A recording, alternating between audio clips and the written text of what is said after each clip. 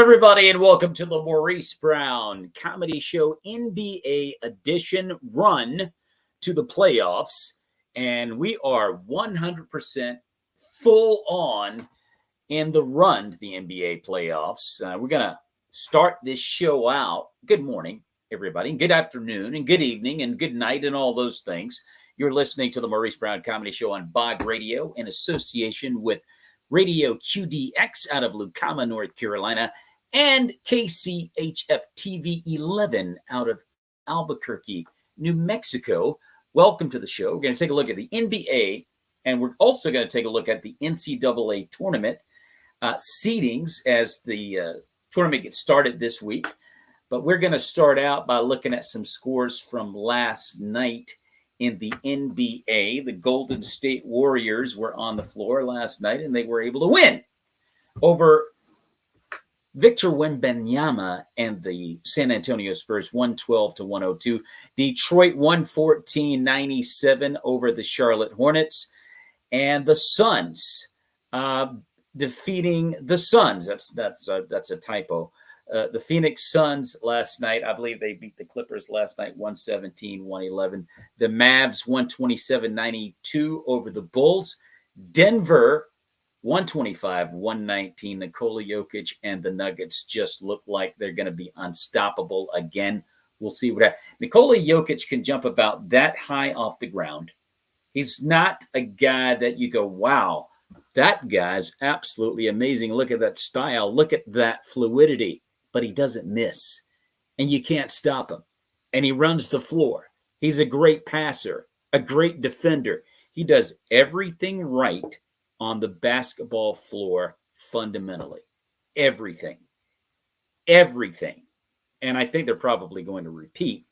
We'll see what happens. They won last night, 125-119 over the the Toronto Raptors, and the Boston Celtics, 121-99 over the Trailblazers. A lot of people feel like Boston may be a team that can win it all, but they're kind of a Dr. Jekyll and Mr. Hyde team. You just don't know what's going to happen. Let's just start out with Luka Doncic, shall we? Luka Doncic, 30 points, a 30-point triple-double streak ended last night at 6. He finished with 27 points, 14 assists, and 12 rebounds. And the question that begs here, because you look at Luka Doncic and you go, this guy's looking like Larry Bird. Is he a modern day Larry Bird or a poor man's Larry Bird? I think the bottom line is because he doesn't play defense, he's not a great defender. And when you really look at Luka Doncic, you don't look at him and go, that guy is in tremendous shape. He kind of plays himself into shape as the season progresses. So those are the negatives against Luka. Whereas if you look at Larry Bird was playing defense. He was running the floor. He was blocking shots. He was hitting from outside. He was a great passer. He did, going back to Nikola Jokic, Larry Bird did everything at a high level. He was a complete basketball player, long story short. Not to say that Luka is not, but defense is not a prowess of his. But I can tell you this right now. He may be one of the finest scorers of the basketball we've ever seen in the NBA. The guy is amazingly talented. And he could have gotten 7 straight 30-point triple-double finishes last night, but they were beating the Bulls down so bad by the midway point of the fourth quarter, he decided that he would just come out. I mean, there's no point in continuing this game. You have to appreciate Luka's approach to that because he could have easily, he only needed 3 points. And, he just could have, set the all-time record for that. And he just came out of the game. But Luka, that would be my only knock against Luka Doncic. The defense part isn't really there. And then when you look at the NBA today, who's really playing defense? Not a lot of people. We've probably seen more points scored in the NBA per game than we've ever seen. But I always like to say this. Go back to the 70s. Back in the days when George Gervin was there and the ABA and the NBA merged in the mid to late 70s. And those guys were scoring a lot of points. I mean, they were getting up there to like 125, 140 points a game. Not a lot of defense was played. And the league almost actually folded because all those guys were watch The Last Dance with Michael Jordan. He'll give you kind of a peek as to why the NBA was heading down. There was a lot of heavy drug use, a lot of partying. Those were the Superfly days. So long story short, we've seen the NBA put up these kinds of numbers before. And it wasn't until the bad boys came along, the Detroit Pistons in 1986, 87, where they started administering the kind of defense that would stifle teams. I mean, in the late 80s into the mid 90s, the average score of a game was like 85 to 81, 92 almost was a rarity. So the Pistons ushered in great defense. The Bulls followed suit. That was the only way they were going to beat them. And then you have the New York Knicks playing tough defense. And when you really think about it, those Boston Celtic teams with Larry Bird and Kevin McHale and Robert Parrish played great defense. And the LA Lakers with Magic Johnson, Kareem Abdul-Jabbar, and Michael Cooper, and those guys actually they played pretty good defense. But I give the credit to the Pistons because they took it to another level. It was basically, for lack of a better adjective, it was street basketball. The defense was very physical. It was dirty. Let's just cut to the chase. They were dirty, but they played great defense, and they made you earn every bucket, and that lasted, actually well into the 90s. I think probably the early 2000s to mid 2000s is when the defense started to decline a little bit, and so now we're here in the NBA where everybody and their grandmother's averaging about 45 points. Or able to bust 45 to 55 points on any given night. And a lot of these scores, again, are going up to like 120, 130 points. Did you see the All-Star game? Utterly ridiculous. I think over 200 points were scored. You had guys shooting from the other end of the floor. I think Luka Doncic was one of those guys that's doing that. Anyway, NBA, there's not a lot of defense going on right now. So you look at Luka Doncic and you go, okay, 30 points. I have a great trivia question about that later on in the show as we look at the NBA headlines. Ladies and gentlemen, you're listening and watching the Maurice Brown Comedy Show on Bog Radio in association with 24 Flicks and also Radio QDX out of Lucama, North Carolina. Welcome to the show. We're looking at NBA headlines right now, and I want to go to the Philadelphia 76ers. And you ask the question, can Tyrese Maxey keep the Sixers above water to make a playoff run until the return of Joel Embiid? And I think he can keep them above water. I think the question will be, can Joel Embiid get back in time to take the Sixers to the promised land? And he's got a lot to prove in that regard. Joel Embiid gets hurt every season. Joel Embiid has this narrative every year. Matter of fact, he won MVP last year, which really should have gone to Nikola Jokic, and he didn't get it done. He was playing with James Harden.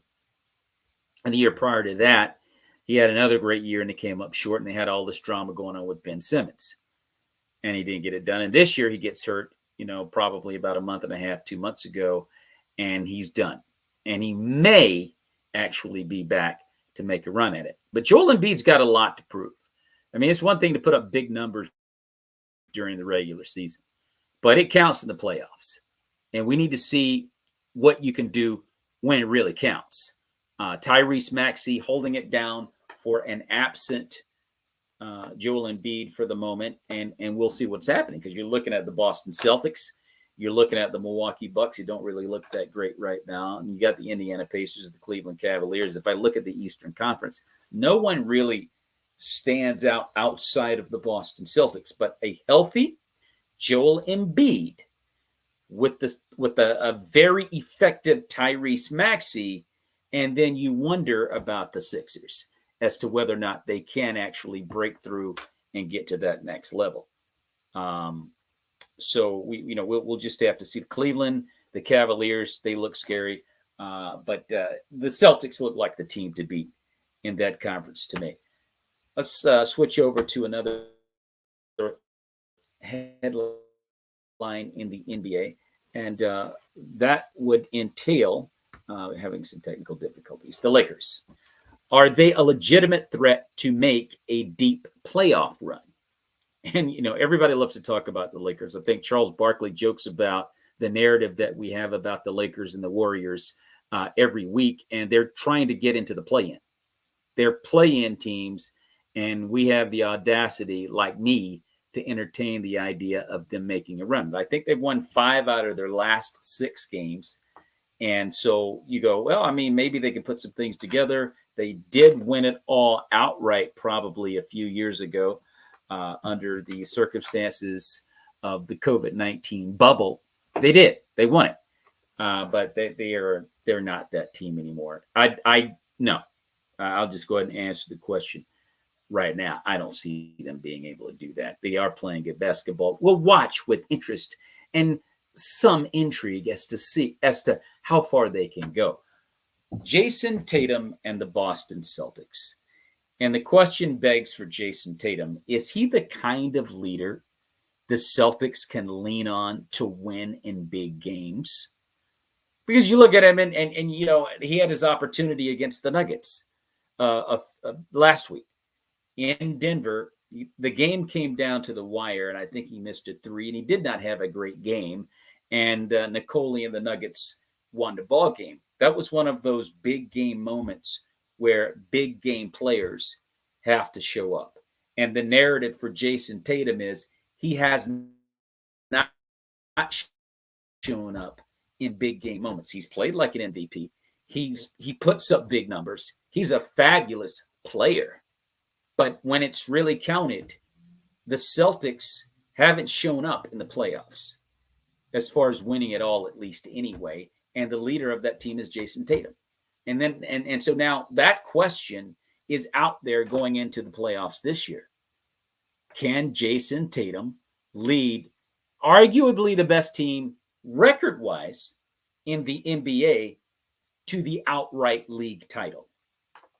I think if you look at the numbers, if you're one of those analytics people, it would reveal that the Celtics should win it all.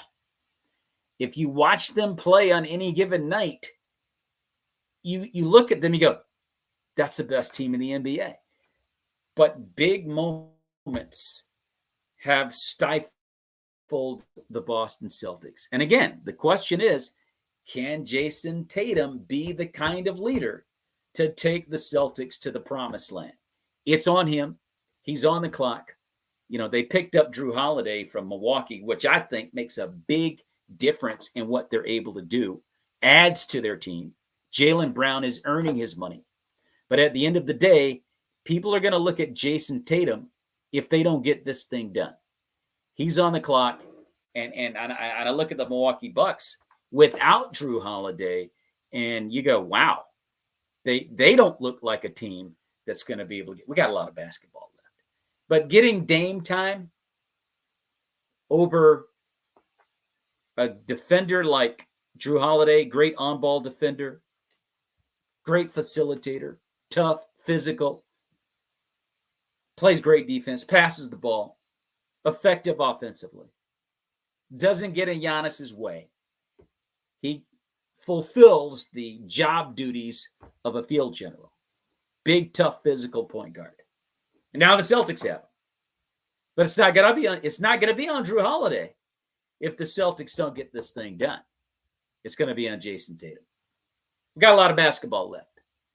Okay, we're not going to put them out to pasture yet. We've got a lot of basketball left to play.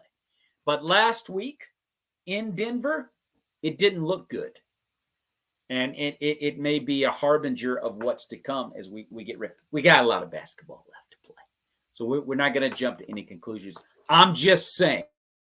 That's what people like to see out there nowadays. I'm just saying. Okay? And I'm just saying. we'll just see what happens. Let's go out to Los Angeles and talk about the Clippers. Is this, you got James Harden, Kawhi Leonard, Paul George. Okay.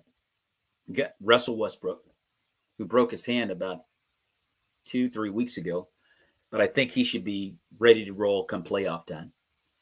And so now the question, as far as the LA Clippers goes, is this the year that James Harden and Russell Westbrook finally get a ring? You remember those two were together with Kevin Durant, probably in the late 2000s in Oklahoma City. They had a great team. And they were in the finals, and they lost to LeBron James and Dwayne Wade and Chris Bosh and company in the NBA Finals. And they went out in 5 games.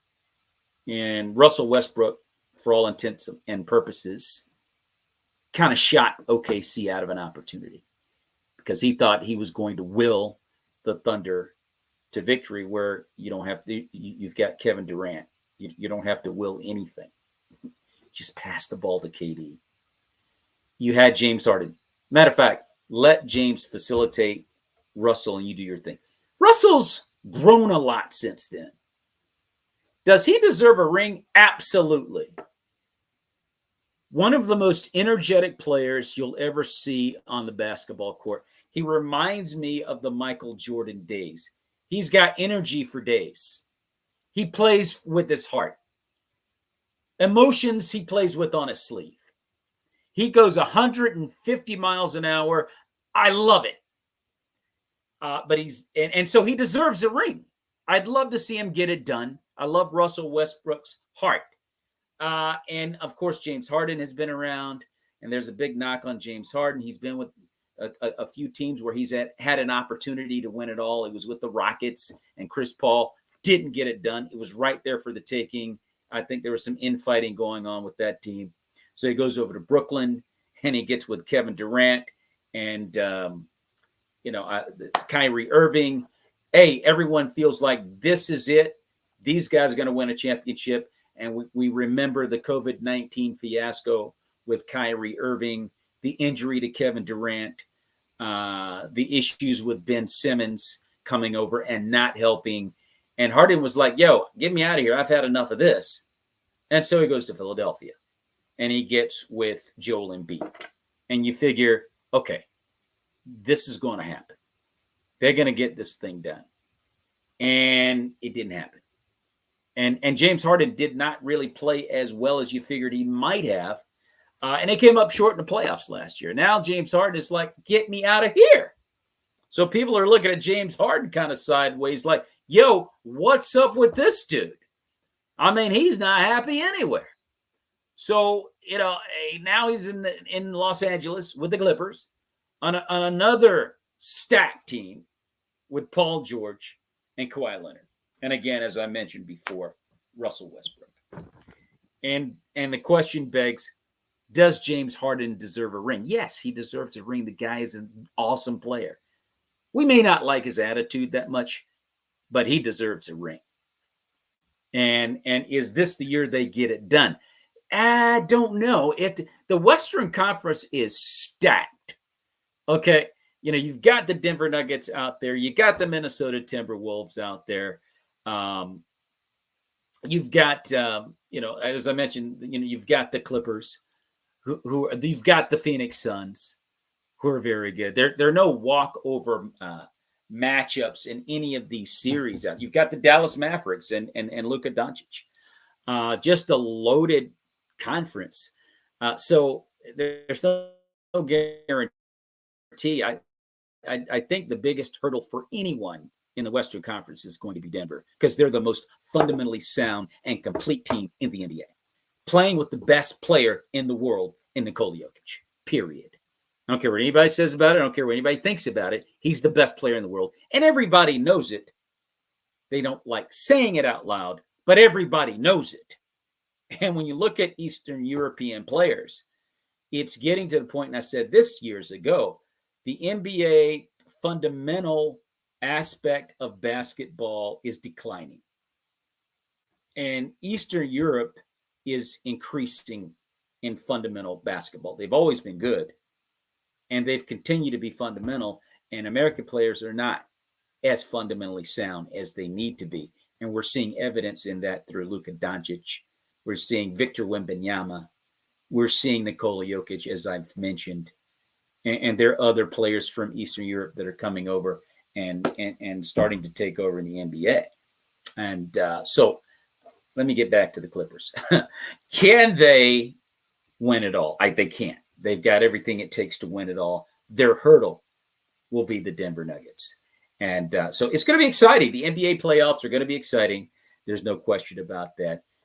You are listening to the Maurice Brown Comedy Show on Bog Radio. This is the NBA edition, run for the playoffs.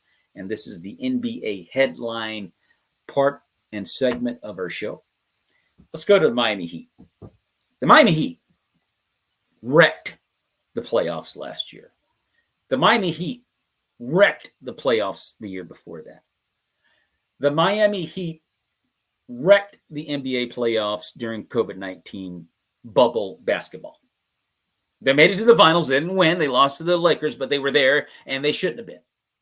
And there's something about Jimmy Butler and the Miami Heat and what Pat Riley is doing out there that's quite intriguing. They play a little bit better than average during the regular season. Nothing to write home to mom about. Mom, the Miami Heat are amazing. Jimmy Butler's the finest, best. We're not doing that. We're not writing home to mom about the Heat. They're a little bit better than average. They get to the playoffs, and all of a sudden, they look unbeatable.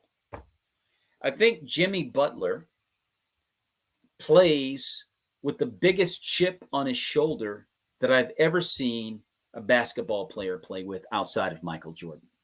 I'm not talking about skill set. I'm not talking about dominating a game. I'm talking about postseason play where Jimmy Butler is almost on a par level with Michael Jordan when it comes to doggedness and saying, I'm not losing.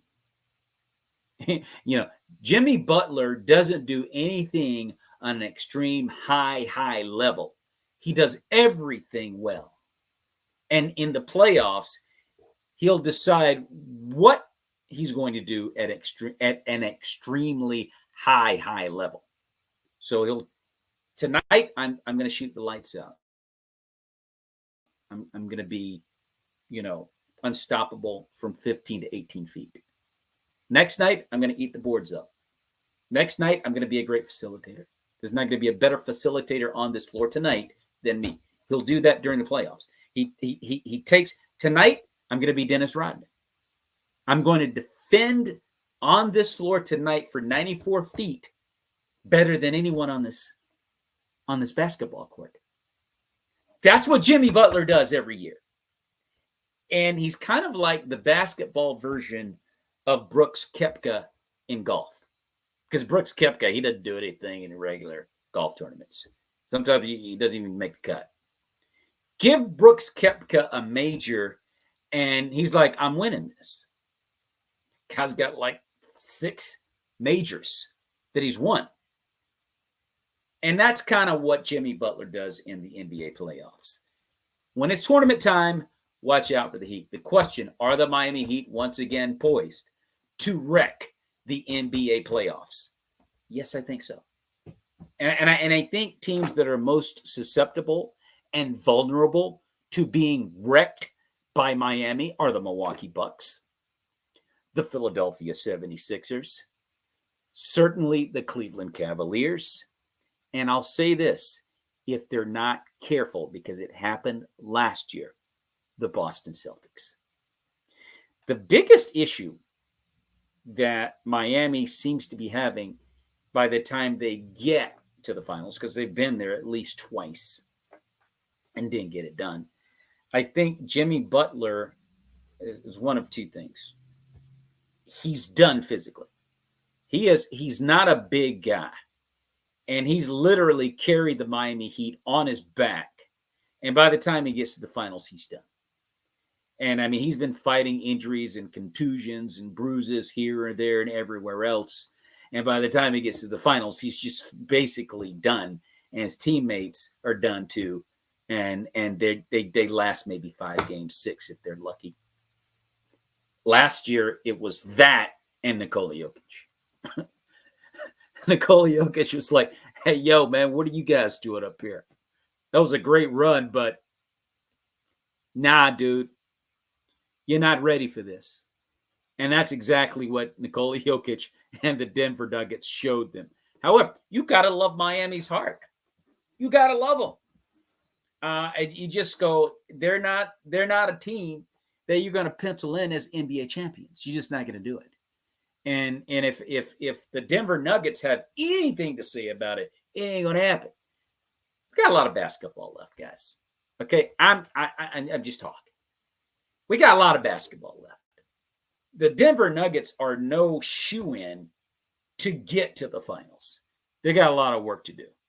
And to knock off the Clippers, the Anthony Edwards-led Minnesota Timberwolves, who will have Big Cat Karl Anthony Towns back once the playoffs start.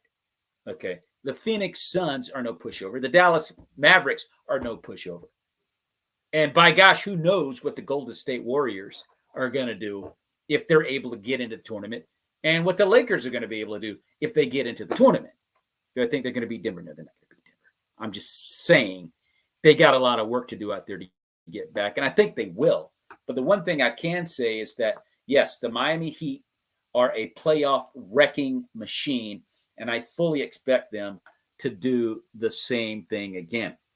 Now, we've got college basketball tournaments going on right now. We're going to take a little quick peek at the NCAA tournament and just throw out some teams that may get the number 1 seeds. As we look at the top 25 in college basketball, we got the University of Houston at number 1, UConn at number 2. They're both 28-3 in the Big 12 and Big East, respectively. Purdue out of the Big 10, 28-3. They're ranked 3rd in the country. And then you've got North Carolina at 25-6. They're ranked 4th in the country. If I were to go out on a limb, and I'd love to hear your comments, I'd love to receive your comments on this and your prognostications. But by my estimation, I would say going in to the tournament, I think Houston is a lock. Houston reminds me of Phi Slamma Jamma from back in the day. For some reason, I don't know if it's the water out there in Houston or not, they're able to put out teams that are just tremendously athletic and talented. Tremendously athletic and talented.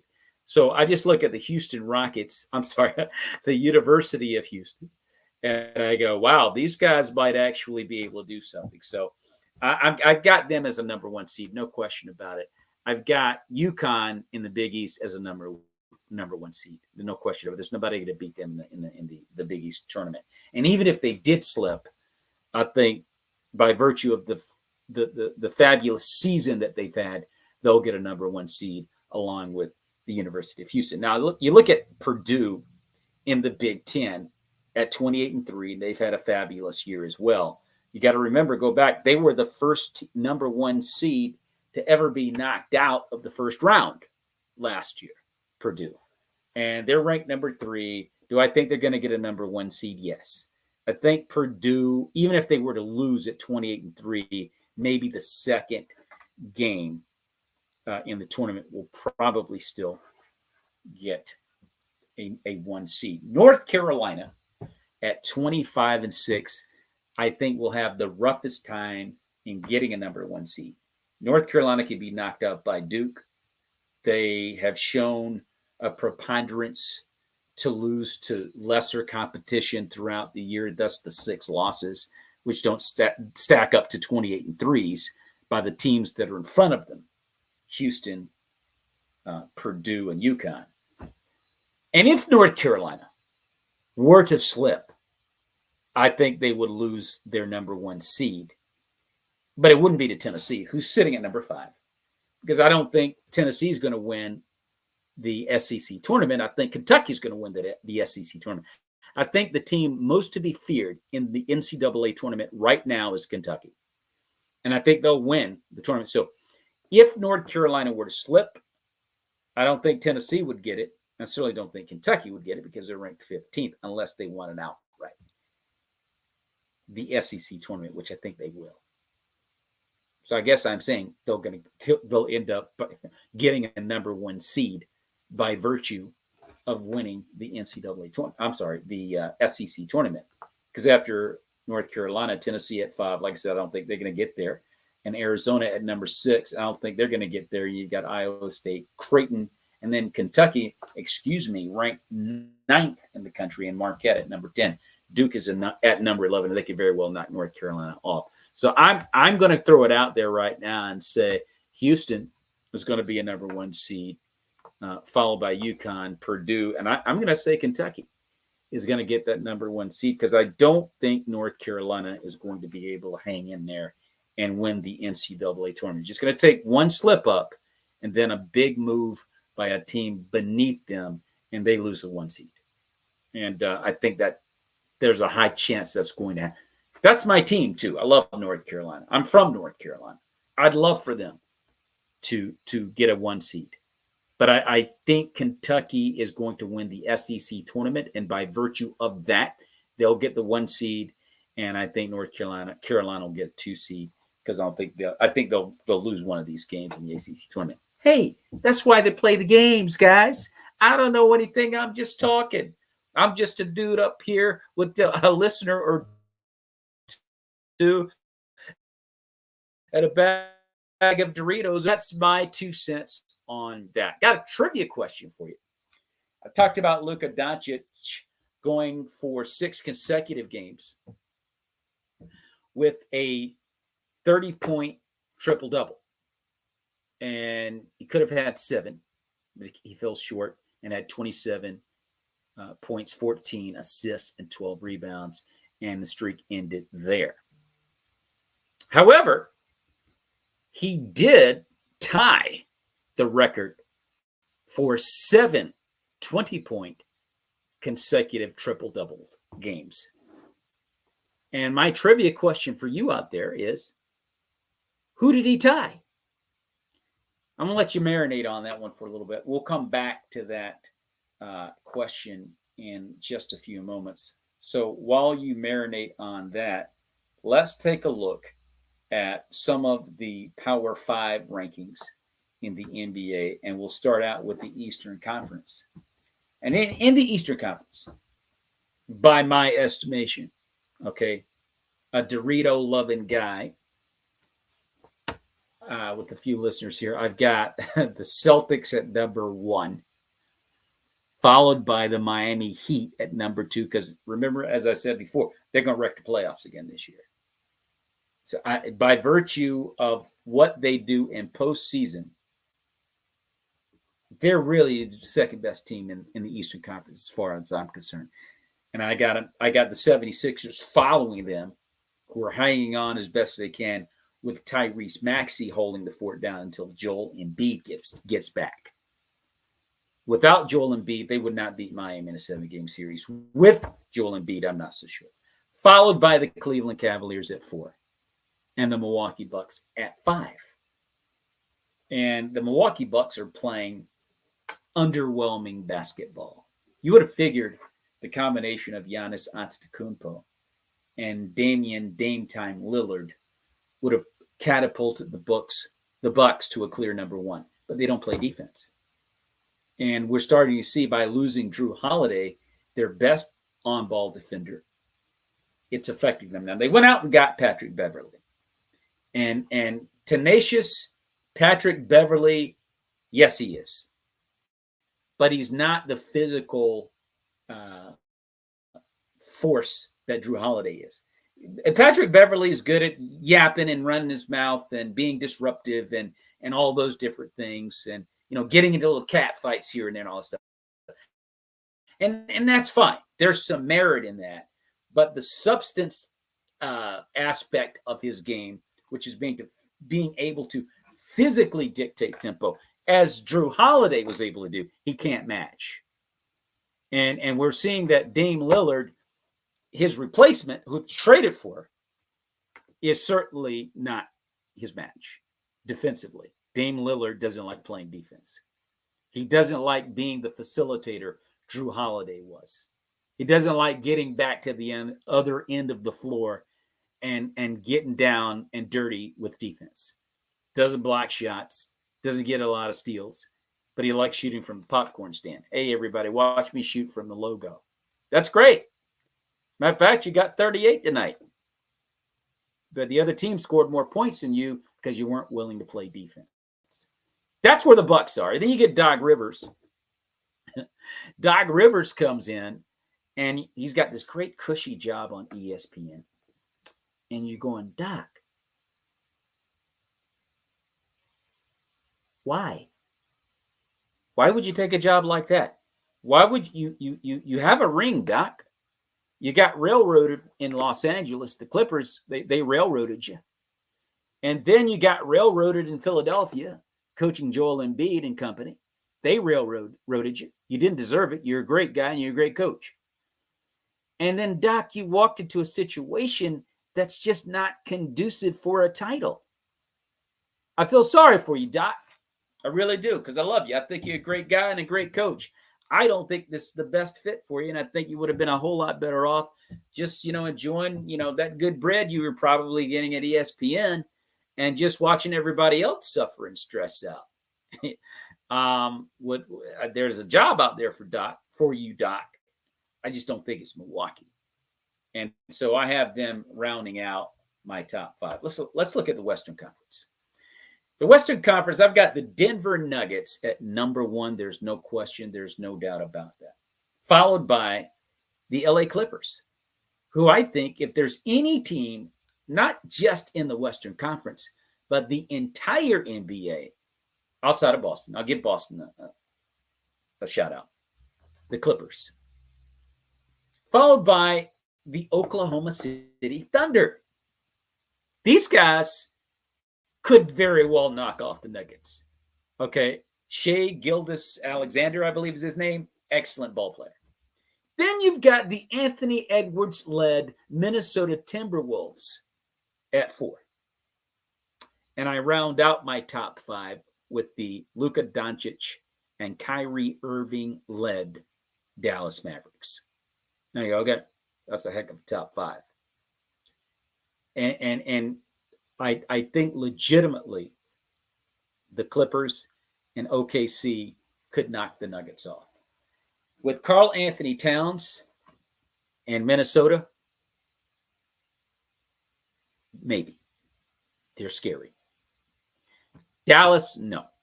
They're good. They get the second round, they're gone because they don't play any defense. Luka loves to just score the ball. Don't want to play any defense. That's why you can't be like Larry Bird. You got to play defense. You got to block shots. You got to be, on those boards. You got to be eating that glass up. All that stuff. And so, I got the Nuggets at number 1 in the Western Conference. Now, we look at the league Power 5, and it's the Denver Nuggets. I think they're the best team in the NBA as we speak right now. They're the best team in the NBA. Followed by the Boston Celtics. I think this is your NBA Finals right here. The Denver Nuggets, the Boston Celtics, followed by the LA Clippers, the Oklahoma City Thunder. Okay, heck of a ball club with Chet Holmgren, SGA, great group. And then you got the T-Wolves at number 5. As I said before, Big Cat, Karl Anthony Towns, and Anthony Edwards. Anthony Edwards the other night looked like Michael Jordan. He popped his head in a game-saving block shot by hitting his head against the backboard, and he blocked it with his left hand, and he landed on his head, and he jumped up in jubilation like he didn't feel any of it. And I mean, this man jumped out of the gym. Anthony Edwards is a game-changing guy, and I don't think he gets the notoriety that he really needs to get. You're talking about playing out there in the West, and those games come on late out in the East Coast. So a lot of people don't see Anthony Edwards as much, so you don't really think about him like we ought to. The guy's amazing. And with Karl Anthony Towns out, he's holding it down. But the T-Wolves can beat the Nuggets in a 7-game series. OKC can beat the Nuggets in a 7-game series. The LA Clippers can beat the Nuggets in a 7-game series. And the Boston Celtics can beat the Nuggets in a 7-game series. And yet, somehow, for some reason, I'm still picking the Nuggets. Because when I look at Nikola Jokic, I look at this guy. He is outstanding in every aspect of his game. And there's no eye candy about his game. I mean, you look at Nikola Jokic, you're just kind of like, ugh. But he's highly effective. He keeps making shots from all kinds of angles, unbelievable angles, angles you should never be able to make a shot from. He makes passes, tremendous. Defense, terrific. Runs the floor, too. He's an awkward-looking fellow, but he runs the floor. He does everything right. And there's just no one in the NBA that plays at the level Nikola Jokic plays at. And they've got a great coach in Mike Malone. And he's got help. You know, he's got people on that team that help. Can't think of all their names right now because I just think about Nikola Jokic. Whenever you think about Denver, you think about Nikola. But he's got weapons. And so I'm going to go with the Denver Nuggets. Ladies and gentlemen, you're listening to the Maurice Brown Comedy Show by radio, also radioqdx.com out of Lucama, North Carolina, and KCHF-TV out of Albuquerque, New Mexico. Let's go back to our trivia question. I asked this a little bit earlier about Luka Doncic. Well, it's really not about Luka, although he's one of the answers to the question. Who holds the record for consecutive 20-point triple-doubles? Okay. Well, Luka Doncic tied two other gentlemen with 7 the other night, even though he didn't get the 30. He was going for 7 straight 30-point performances, but 20 he got. And he tied, I'll give you about 5 seconds, a 1 and a 2 and a 3 and a 4 and a 5. Okay, too late. It was Michael Jordan in 1989 and Oscar Robertson way back in 1961. 7 straight triple doubles. When you think about Michael Jordan, you don't really think about a lot of triple doubles per se like that. MJ gave you a ton of doubles, and he lit the scoreboard up. But the number one triple double machine of all time is Russell Westbrook.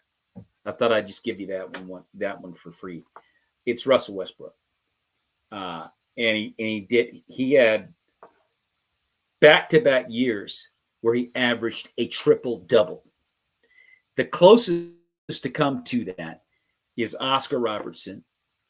And who else? I'll give you 5 more seconds. You can answer that one. A 1 and a 2 and a 3, 4 and a 5. Okay. It was Magic Johnson. Magic Johnson. And for my money, Magic Johnson is the best point guard of all time. Period. I don't care what anybody says. Magic Johnson is number 1. Russell Westbrook found lightning in a bottle for 2 seasons. And he didn't get a title out of it, but he played his behind off and he got it done. You think about the greatest point guards of all time, and I'd love to hear your top 5, but the number 1 is Magic. I think the second best point guard of all time is Isaiah Thomas. And I feel so bad for Isaiah Thomas because he didn't make the dream team. And I'm a big Jordan fan. I was a big Bulls fan when Jordan played. But for Isaiah Thomas not to be voted onto that team, I think it's a travesty to him. Did I respect the way the Pistons played? No, not really. To me, it was dirty basketball. They did what they did, and they got back-to-back titles and all of that. Isaiah Thomas was a great player, and he deserved to be in the dream team. And I thought Michael was wrong in that. If you ever watched The Last Dance, Michael kind of spreads the blame out to other members of that team like Magic and Karl Malone. Matter of fact, Karl Malone split Isaiah Thomas's head open with 44 stitches and on one occasion. And I guess the mailman felt like he deserved it. Yeah, he split his head. Isaiah made a lot of people mad. I get that. But he was a great player. And I just think you got to recognize that Isaiah should have been on the dream team. But that's Michael's opinion, and he's entitled to it. And we're going to let Michael have that. But we've got the NBA playoffs coming up right around the corner. I'm ready for that. We've got a lot of basketball left. As I said before, we've got a lot of basketball left. One of the biggest questions of the year is going to be, and I posed this question earlier, is Jason Tatum the kind of leader the Celtics can lean on to win in big games? He's going to have to answer that question. And you look at the Eastern Conference, there's nobody in the Eastern Conference that's scary for Boston. I don't think anybody's going to beat them. The Bucks aren't going to beat them. The Bucks will be lucky to get to the second round. The Sixers are not going to beat them. And depending on the health of Joel Embiid, they'll be lucky to get to the second round, but they'll get there. But with Joel Embiid, they're not going to beat Boston. The Cleveland Cavaliers, they look really good. I mean, they got a great record. I think they have 41 wins, and they are doing their thing. Donovan Mitchell and company, they're doing their thing. They're not going to beat Boston. There is a team out there that can beat Boston. And it's that team record team I mentioned before. It's the Miami Heat. The Miami Heat have the mental stamina and capability to get in the opposing team's head. And who's that going to fall on? It's going to fall on Jason Tatum. Now, I know they gave Jaylen Brown $300 million or something like that. I get it. It's not his team. I know they got Drew Holiday. They picked him up from the Milwaukee Bucks. It's not his team. It's Jason Tatum's team. He's the big dog. And he's going to have to find a way to fight through all of that stuff. But I don't think they're going to have a problem with anybody other than the Heat, because I think they're going to wreck the playoffs again. I can't wait to see it because I love Jimmy Butler and I love the Miami Heat. I really do. They're not a championship club, but they just wreak havoc in the playoffs, and I love it. But I'm going to lean with Boston, and I think they're going to get there. The question will be, can Boston beat the Denver Nuggets? Because that's who they're going to meet in the finals, in my opinion. I'd love to see, I posed this question earlier as well, I'd love to see Russell Westbrook and James Harden get an opportunity to win a title, because I think they both deserve a title, particularly Russell Westbrook. Okay, particularly Russell Westbrook. The guy plays with the kind of energy that we haven't seen since the Jordan days. Every night, night in, night out, for 94 feet, this guy's balling out. And he's not the most effective jump shooter in the world, and certainly not a three-point shooter, but he's going 150 miles an hour, and he's not backing down from anybody. Even coming off the bench for the Clippers, you get excited when he gets on the floor. Hey, Russell comes to take care of business, man. And yes, he deserves a ring. James Harden deserves a ring. Why? Because his skill set is as prolific as we've seen in years. Arguably since Kobe Bryant. Arguably since Kobe Bean Bryant. So, yeah, a guy with that kind of talent deserves a ring. And as I mentioned before earlier, we are in the crux of the NCAA tournament as championship week continues. And the Power 5 conferences get it on this week. The Big 12, the Big 12, the Big 10, the Big East, the ACC, the SEC, and what was known as the Pac-12. There's nobody out in the Pac-12 for real. I mean, you got LeBron James' son, Bronny, playing with USC. Then I don't even think they're going to make playoffs. I'm sorry, the tournament. And UCLA. And if I'm missing anybody, please let me know. But there's nobody out there in the Pac-12. And after this is over, there won't be a Pac-12 anymore. But for now, we'll include them into the Power 5. And so it's on. Let's see what happens. I'm a North Carolina guy. I'm from North Carolina. I'm rooting for North Carolina. Do we have the team that can make a run for a title? We do. Do I think we're going to get it done this year? I don't. Unfortunately, I have to be 100 and call this thing like it is.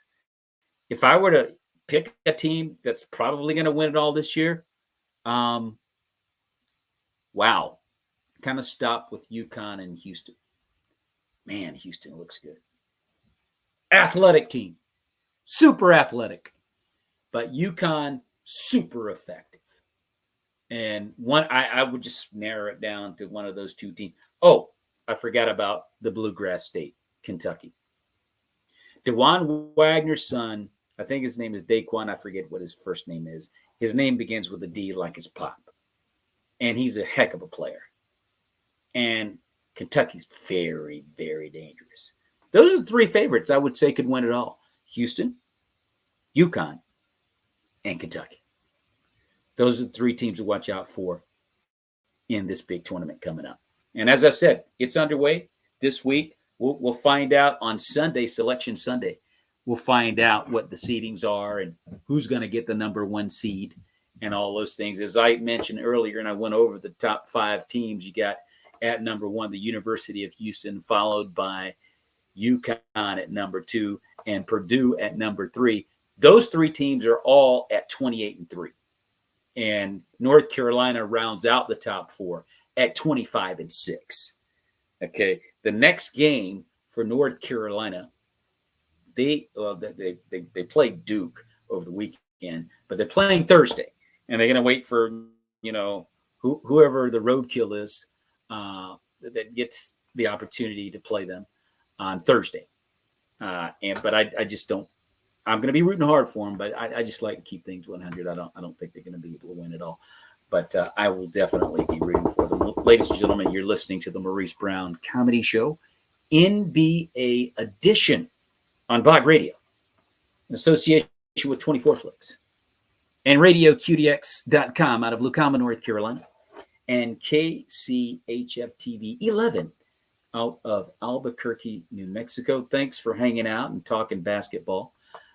Next week, I will probably be with my main man, Aaron Moore, to break down the NBA playoff run. This is what you call run to the playoffs, by gosh. But as I say all that, guys, I got some comedy coming your way. Comedy in the Kingdom coming your way very soon this summer. It's in the works. And I'm working with comedians like Leland Clausen and Willie Brown and a bunch of other Christian comedians you may have heard of, like Shanita Morris and Felicia Frazier and Donald Fauchot Martin, Mark Christopher Lawrence, who's been in a ton of major films. Mark Christopher Lawrence has been in The Pursuit of Happiness with Will Smith and Arnold Schwarzenegger. What's the name of that I'll Be Back film? Anyway, you guys know what I'm talking about. Gonna be hanging out with Mark and a bunch of those guys. But I'll get you more information on it, praying in the name of Jesus Christ that it's all going to come together. And I'll keep you guys posted and updated on that. But in the meantime, you guys be safe out there. Enjoy the rest of your week. And as we always say here on the Maurice Brown Comedy Show, may the peace of Jesus Christ continue to be with you and your families. God bless.